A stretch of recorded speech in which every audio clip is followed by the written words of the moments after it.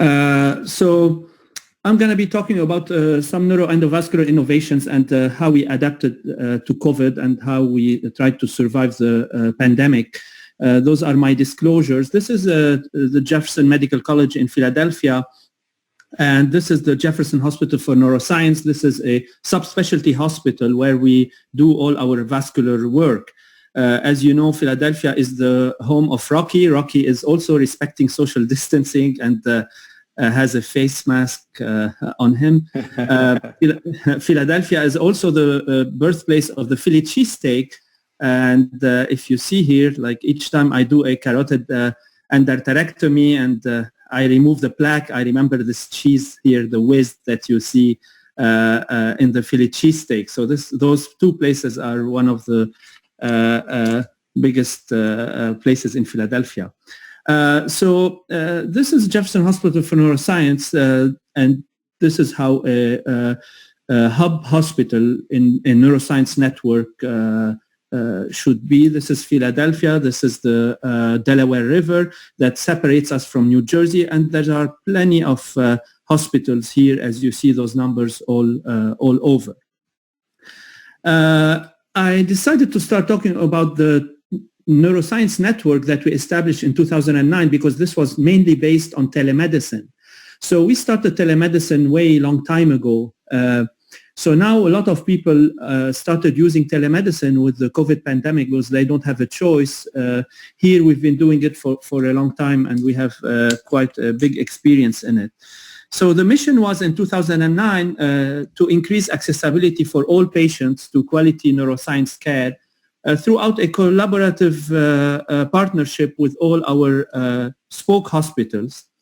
And as you know, in any neuroscience network, the basics to build a network are all that are cited here: availability, reliability, feedback, innovation. So you need to have all those in the hub hospital.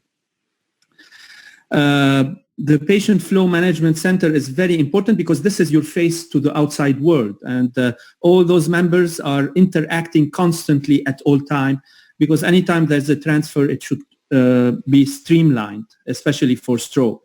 So we had 35 robots like this one in 35 different hospitals, and this is how we started doing our telemedicine, mainly for stroke. So a patient comes in, we are consulted, we do an interaction with the ER physician, we have uploaded the CAT scan, the vitals and everything, and then we talk to the patient and to the family, and then we'll decide if the patient needs to get IVTPA or the patient would stay at the hospital there or would be transferred to us. So originally, we had 7 hospitals in our network that were able to get primary stroke certification just based on the telemedicine program without even having a neurologist on site. And then we expanded, our neurocritical care team expanded that to start doing the neurocritical care rounds in our affiliated hospitals and started staffing the ICUs through that. We also started seeing the post-operative patients that live far away through telemedicine visits, so they don't have to go all the way to downtown. So as you know, a lot of changes in healthcare, and the United States spends about twice as much as other developed countries on healthcare, but the outcomes are practically similar, and we have a similar life expectancy. So there are a lot of moving targets, a lot of trends happening, and we need to really stay on top of that and stay up to date and follow the trends. This is some of the educations we do to the hospitals in our network. This is some numbers of the members' hospital since 2010. The consults on the robot, the thrombolytic rates, the transfer to our hospital. And this is geographically where those hospitals are situated in the tri-state area. So we had looked at some of our telemedicine stroke results and what we were able to accomplish. So here we looked at the series of patients over 2 years. So 82% of the spoke hospitals reported an increase in the use of IVTPA since we started the program. 6 hospitals gave IVTPA for the first time. 3 hospitals were able to establish dedicated stroke units after they joined. As I said earlier, 7 hospitals were accredited as primary stroke centers just for them being part of the network. And the most important thing is a lot of hospitals were able to keep patients without transferring them. So, and this is something important because those community hospitals are interested in keeping patients. If a patient doesn't need to be transferred to downtown and can receive exactly the same care out there, they should stay there. 97% of eligible patients got IVTPA, and this is really an unheard number. So so this is from all patients eligible for TPA, 97% received them, and then overall 14% TPA. This is an example of the number of consults, number of patients remaining in the community. This is another paper about the epidemiology of those patients, and we saw that the predictors of transfer to us was a high NIH, obviously, and then IVTPA administration. So telemedicine is a continuity of care. This is an example of a robot and a consult. As you see here, it's a little bit like Star Wars. So this is the robot being driven with the iPhone, talking to the physician here. And then we are able to follow the helicopter through on our phone all the way until it lands. Here's the helicopter landing. We will be all ready in INR.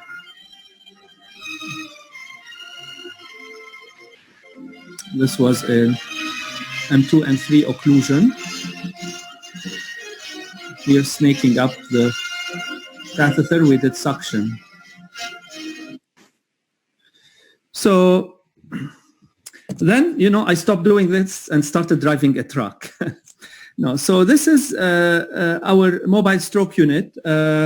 We just started the program with a mobile stroke unit a year ago, and this is a unit where we are connected to it through the same InTouch Health, which is the remote presence. The ambulance has a CAT scan, and this is an example. Hey, left side eye, slurred speech and confused speech. States that all symptoms have resolved at this time. Okay. Hi, I'm Dr. Jabbour. Can you tell me your name, please? Yeah, close your eyes and keep them up. And count from 10 to 1.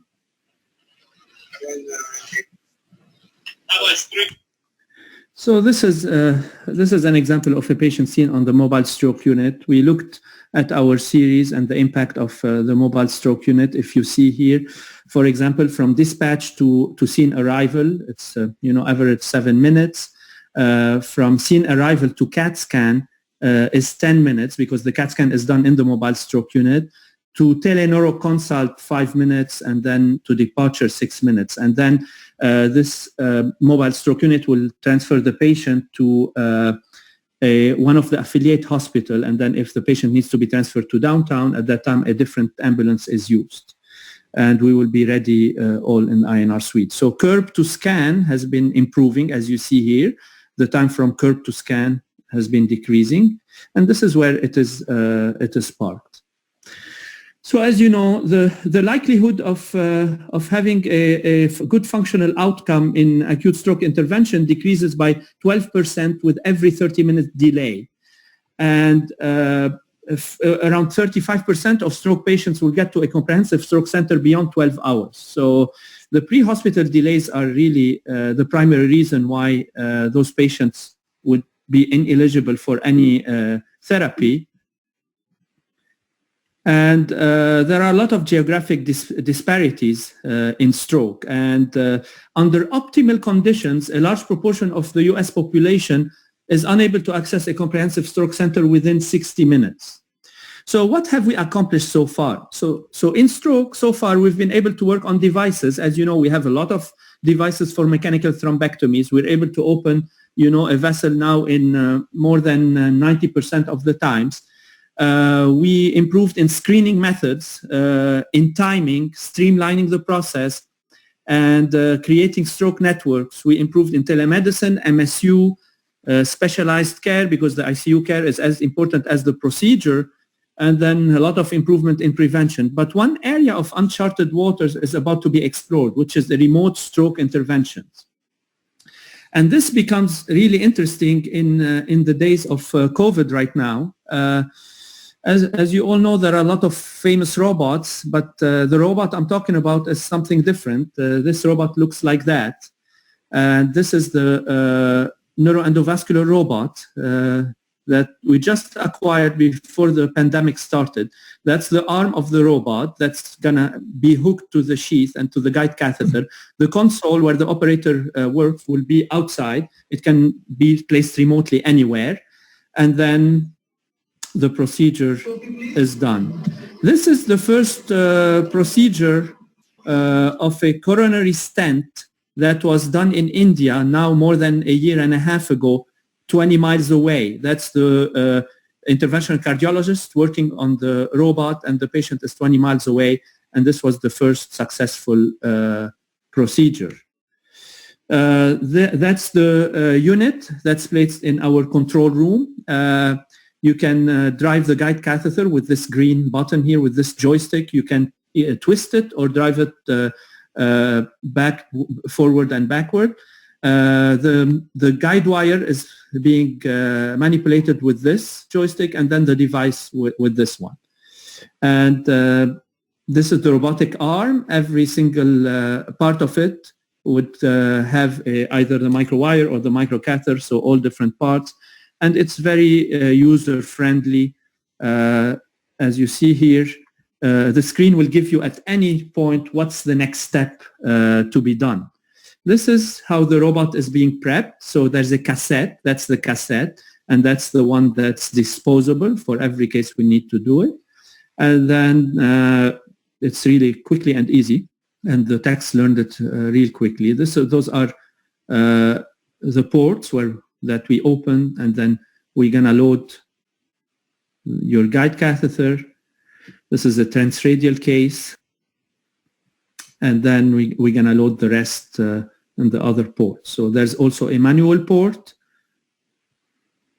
and that's locked, and here it is. The wire is going all the way in, and the robot is ready to go. This is a diagnostic angiogram that I'm doing with it. So I'm shaping the SIM2 in the arch. So as you see here with the green joystick, the SIM2 is being shaped, and then catheterizing proximally the vessels.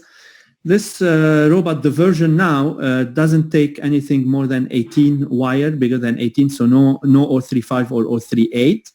That's why we're able to catheterize common and vert, but not internal, external. If we want to do this, we can put through the manually glide wire. And as you see here, those vessels are being catheterized. I'm pulling back on the SIM2 and catheterizing them. This is the carotid stent, the first transradial carotid stent that we did. So as you see here, we're advancing.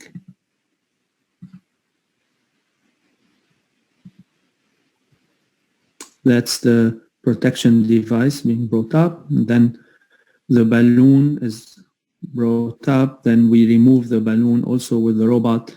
And then the stent is deployed. Another carotid stent, transradial. You see here, it's a long, high lesion. We're loading the wire.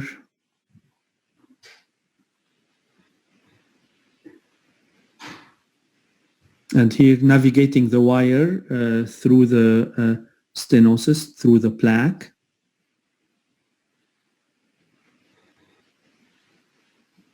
So it's a very fine tuning when you're torquing the wire. It's really small movements and very accurate movements. So here you see in the picture on the bottom what's happening each time I'm moving something. And that's the balloon, the inflation, and that's the stent brought up. That's the final result. Here you see when I'm working outside, you see how the devices are being brought up in and out. I'm doing this from the other room. And then we published our series. It was 10 cases of carotid stenting and angiograms. And it's very exciting for our fellows. We are training the next generation fellows on the robot. At this point, this robot is only FDA approved in the US to do carotid stents. It's not FDA approved for intracranial. I know our colleagues in Canada did some aneurysms with it, but because there's no FDA over there, but here, not yet. What would be interesting with the robot is, as you know, is the remote stroke intervention. Hopefully it's going to come soon. The next generation robot is already there.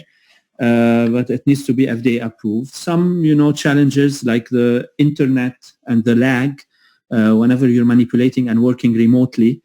And I think at this point, if you have a patient that doesn't have the time to get to downtown, where if the patient would get to downtown, it's going to be too late compared to the option of doing it remotely at a really remote hospital where the patient is, I think it would be an interesting concept. Still too early, but we're hoping that we will be able to do that.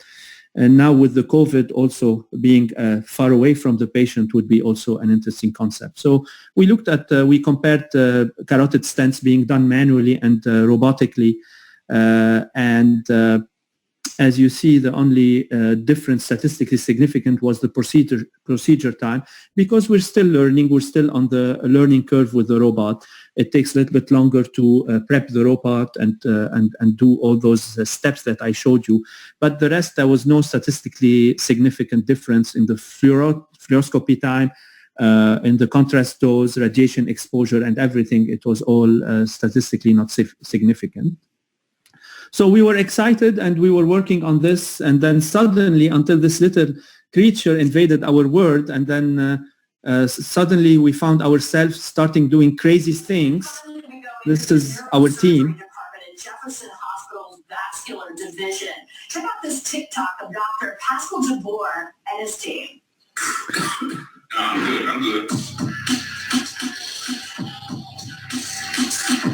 So we started doing TikTok dances to keep the morale up of the team.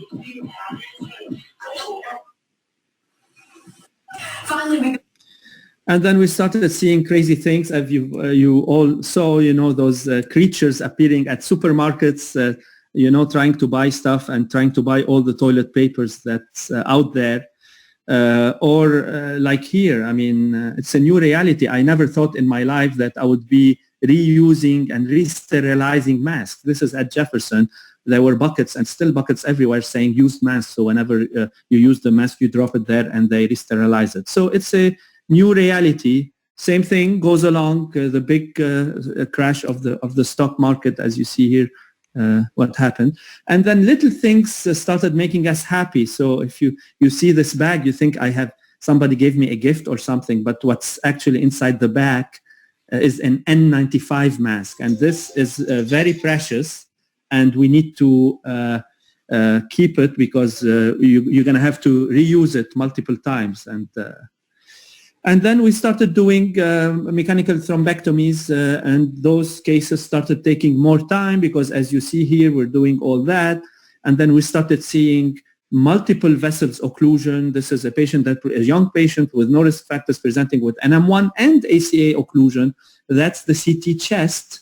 You see the infiltrates. It was a COVID positive patient, and we start seeing more and more. And every procedure became a big production. As you see here, how we test the PAPR each time we need to do a case. So that's the PAPR. It was tested. It has a good pressure. And instead of, putting your lead on, putting the gown and running to do a case, you need to go through a big ritual right now. And you need to have a big team to help you put this on. And then at the end, the most important, someone from the team needs to be really looking and making sure that everything we're doing is right and we're not exposing anyone. So someone would be watching us how we're going to remove all that, and they're going to clean everything. So this head paper here, theoretically it should it's disposable, but now we have to use it, and we have only one. This is the team walking to do a stroke in style. And then we started seeing those things in the ICU that I've never seen before, and I'm sure no one's seen. You go in the ICU and you see that the IVs and the drugs are being pushed from outside the room. As you see here, all those IV lines are outside the room. And then you see all those writings on the glass wall of the ICU rooms, because to minimize the contact of the nurses and doctors with the patients that are COVID positive. So here what they've been doing is writing the ventilators settings and then writing the ABG to try to stay safe. And then started doing the clinic from home. Here it's from my office, from my home, started seeing patients telemedicine. The advantage with that is all you need to do is to dress up from the waist up, and that's it, because this is what everyone's gonna see only. As for elective procedures, everything was shut down. We had to divide all those procedures by tiers, by emergencies, and sometimes there was a gray zone. Definitely strokes and ruptured aneurysms, we're gonna still do them, but for example, this is a case that presented during this pandemic to me. The patient was nearly asymptomatic with this big partially thrombosed aneurysm. So in this case, what I did is first I shunted the patient, because I knew that this patient's going to need some kind of endovascular treatment involving stent or a flow diverter, and I'm going to lose the opportunity to shunt him after his on-dual antiplatelet therapy. So I first shunted the patient, and then did the angiogram and treated it. So again, transradial approach, going right vert. That's the giant partially thrombosed aneurysm, as you see here. It's a basilar tip and posteriorly pointing. Decided to do a flow diverter from the PCA to the basilar, and then to coil the inflow of the aneurysm. So those are the challenging aneurysms. Natural history is really bad, and I don't think we have the best treatment for that. The patient did well so far, but I don't think it's the end of it, so we're going to see. The first two ruptured aneurysms that came, they were COVID positive. One of them ruptured the aneurysm while having a coughing fit, so he was coughing and turned unresponsive. Those are two cases where I didn't even have time to do an angiogram on them. See the big intraparenchymal hemorrhage. This patient was herniating, had this MCA aneurysm on CTA. So I rushed him right away to the operating room and did a decompression and clipping of the aneurysm. Temporary clipping here of the MCA, and then clipping of the aneurysm. That's the aneurysm, open the aneurysm, and then that's the temporary clip being removed. This here is the post-op angiogram. Another patient, same intraparenchymal hemorrhage, large PCOM aneurysm. This patient also didn't have time to take him to angio suite. I did a decompression, had a subdural, and then I clipped his PCOM aneurysm. They were both COVID positive. Putting temporary clip on the ICA, and here doing the clipping. And that's the post-op angiogram showing complete occlusion of the aneurysm. So we are still doing IACs, intraarterial chemo for retinoblastoma. As you know, those babies, if we don't do despite the fact that it's not an emergency, but those babies will lose their eyes from the retinoblastoma. So we kept on doing this. And I even did a baby, and then we realized after the same night the baby went to the emergency room, turned out to be COVID positive. and his dad was COVID positive. So here going with the marathon all the way from the groin up without any guide catheter. This is how I do the IACs, just with the marathon microcatheter. And here going all the way blindly, then hooking into the ophthalmic artery. And then here delivering the drug.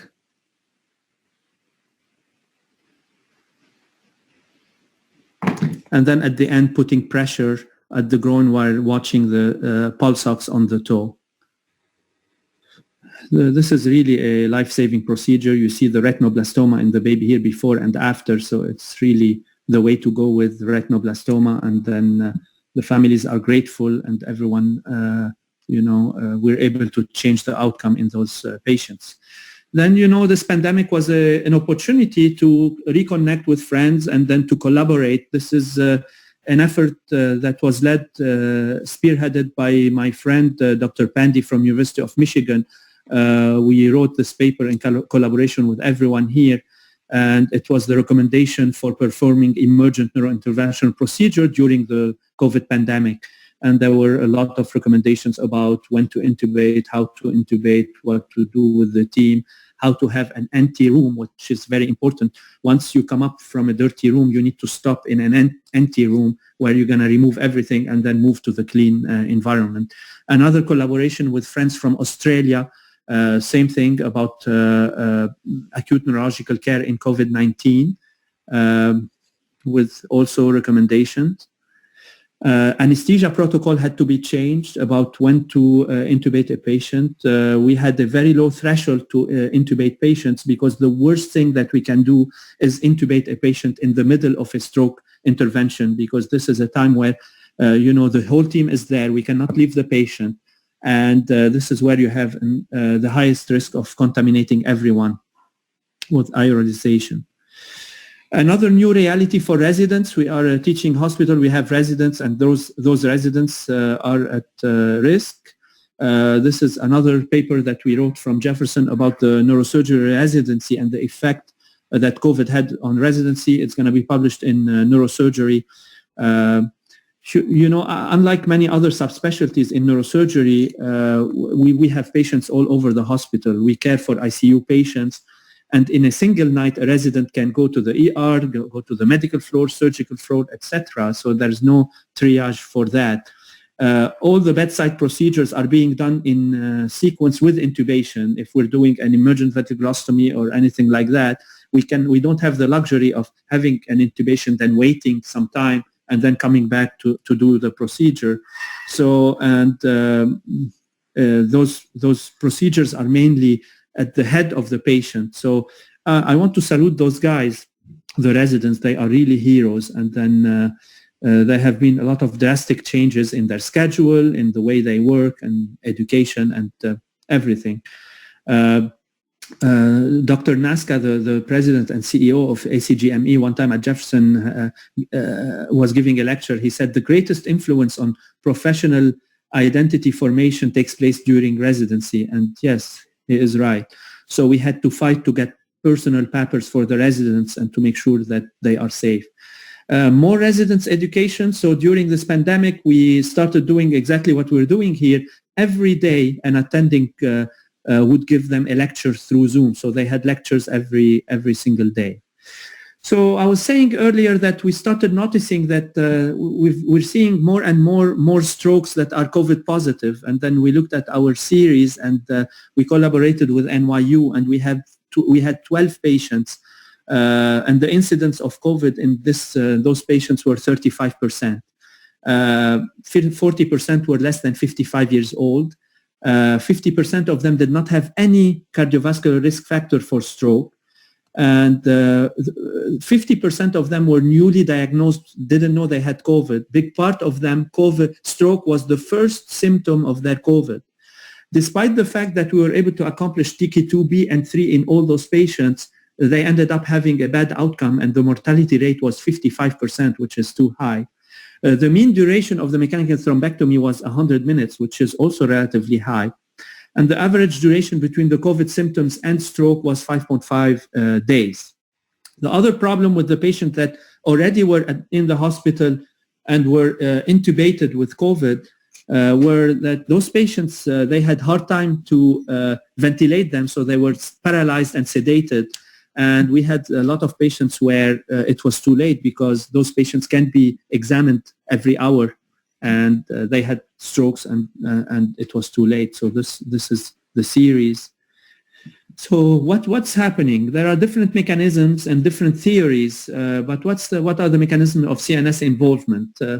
It's mainly three categories: the neuroinvasion and neurovirulence. It's the direct invasion of the brain with COVID. The ACE2 receptor and angiotensin 1 to 7, I'm going to talk about that, and the hypercoagulative state. The neuroinvasion, neurovirulence can happen through two mechanisms. Through the olfactory nerve, so the virus will penetrate the nose and then it will follow the olfactory bulb and then infect neurons and glial cells and contribute to neurological diseases. It can cause encephalitis. We've seen encephalitis due to COVID. The other way of the neuroinvasion can be through the blood, and we can have damage of the blood-brain barrier. It can be damaged, as you see here, this is from our paper, either directly by damaging the blood-brain barrier, or it can go through erosion and through the monocytes or macrophages, where it will hide in them, and then the monocytes will go in the brain and then infect the neurons and the cells. So we've also the capability of infecting the endothelial cells can also play a role in possible vasculitis and microthrombus that we've seen mainly in the autopsies of patients, where when they did autopsies all over the body, even the lung, they've seen a lot of microthrombus forming there. This goes along with the same thing with the I don't know if you've heard about the Kawasaki cases reported in kids, that there was a warning mainly from United Kingdom maybe 2 weeks ago, and now from the US. A lot of babies are presenting with this toxic shock syndrome, Kawasaki-like syndrome, that turned out to be COVID positive. The second theory is the ACE2 receptors. So one way the COVID, the virus, would infect a cell is to bind with the ACE2 receptor. And the ACE2 receptor has high affinity to COVID. Actually, COVID-19 has 10 to 20-fold higher affinity than the regular SARS-CoV to bind to that. When it binds to the ACE2 receptor, it means it's going to block the conversion of the angiotensin to angiotensin 1 to 7. And we find ACE2 in different areas of the body, but also in the CNS tissue, endothelial cells, neurons, and CSF. So the angiotensin 1 to 7 is synthesized in the endothelial cells and has a lot of downstream effect. It can cause release of prostaglandin and nitric oxide. It can enhance the metabolic action of bradykinin and inhibit smooth muscle growth. It can decrease brain catecholaminergic activity. So it's considered a cerebroprotective. So there were some animal models showing that central administration of angiotensin 1 to 7 can reduce neurological deficit due to infarct or ischemic stroke. So inhibiting those receptors can also cause those issues that we talked about. Hypercoagulative state, the virus can induce a cytokine storm. There are 3 phases in the virus. The early infection phase, then the pulmonary phase, and then the severe hyperinflammation phase. And this is what's killing patients. So the hyperinflammation phase is characterized by the release of all the inflammatory markers, the cytokines, including interleukin, tumor necrosis factor, and all those. They can upregulate the coagulation system, and this can will trigger the clotting and the formation of clot. We've seen reported cases of patients that are not known to be antiphospholipid antibodies positive, where they developed a stroke, were COVID positive, and had also positive antiphospholipid antibodies. So all those, we were on the news, everywhere, and the news were interested by that. The Washington Post, all those wrote about this. So this is something real. Again, it's an early finding. It's still too early to have conclusion, but it's, I think, important enough to draw all the awareness that it deserves. This is another case that we just published about two patients with a ruptured aneurysm and another one with a brain hemorrhage, where we got access to CSF and we sent it, and the COVID was negative in the CSF despite having a COVID positive patient, pushing more toward possibly a vascular issue than a direct brain invasion. This is another case also, a case that we wrote, it's under review, about a patient that presented with bilateral internal cerebral vein thrombosis. He was a young patient, no risk factors, developed bithalamic infarcts, venous infarcts, and really a bad outcome.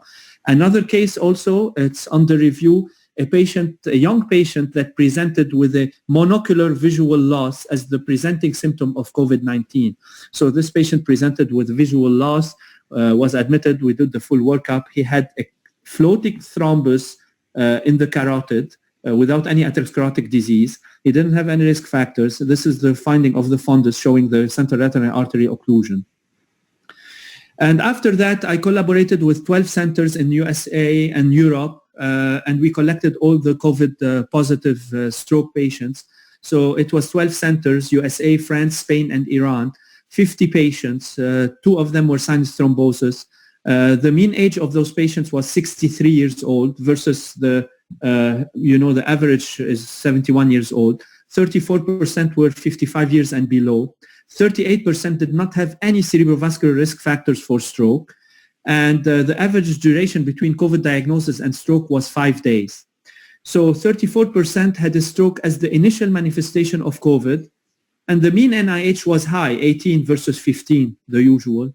And symptoms to puncture was average 5 days. So something really unusual is 42% of those had multiple vessel occlusion. As you know, in general, in large vessel occlusion, you have one vessel. Here it's multiple. 40% required at least 3 passes. So this is a lot. 3 passes of the stent reaver or the suction, whatever device you're using. 14% required rescue stenting. So as you know, rescue stenting in acute stroke are cases where are really challenging, where you're not able to open the vessel with a stent reaver or with suction or any other thing. You have to leave a stent behind there. And usually in the literature, historically, the rescue stenting is around 5 to 6%. The mean duration of the procedure was 66 minutes, also higher than the usual. Complication rate 14%. TK2B and above 94%. Despite that, 70% had modified Rankin Scale 3 to 6. So bad outcome. And mortality was 32% versus usually the 10%. So those are really sick patients. Those are a category of stroke patients we're seeing that we've never seen before. Those are patients that are young with no risk factors, that are taking longer to do their mechanical thrombectomy, that are, despite the fact that we're opening the vessel, they are doing worse. So, as a conclusion, I think we live now in a new world, and it's a new reality. It's not the strongest or the most intelligent who will survive, but those who can best manage changes. This is, since we started, I've been quarantined in the basement because I've been exposed and I don't want to expose my family. So this is my only friend is my dog, actually. And everything is different. Those are the Easter eggs. As you see, they are wearing masks. On the left here, I'm going to leave it with no comments. And when we will go back to normal, we should plan it really carefully. We should plan every step. We can't mess any of the steps like what happened here, because the result may be bad.